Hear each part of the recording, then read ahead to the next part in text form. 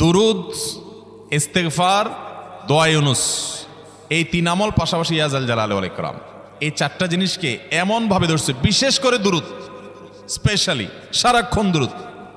আল্লাহ রাব্বুল আলামিন এমনভাবে সহযোগিতা করেছেন, এমনভাবে উদ্ধার করেছেন যে কল্পনা করলে অবাক লাগে এখন যে এটা কিভাবে সম্ভব।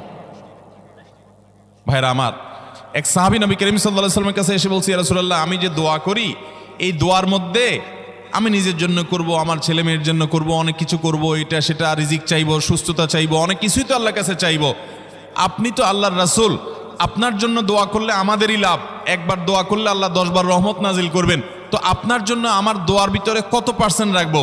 সাহাবী বারবার বিভিন্ন পার্সেন্টেজ বলছিলেন যে 3 ভাগের 1 ভাগ আপনার জন্য রাখি ইয়া রাসূলুল্লাহ, অর্ধেক রাখি, আরো বেশি করে রাখি। তিনি যত বলছেন নবী করিম সাল্লাল্লাহু আলাইহি ওয়াসাল্লাম আরো বাড়ানোর জন্য তাকে উৎসাহ দিচ্ছিলেন। এক পর্যায়ে যখন তিনি বললেন, ইয়া রাসূলুল্লাহ,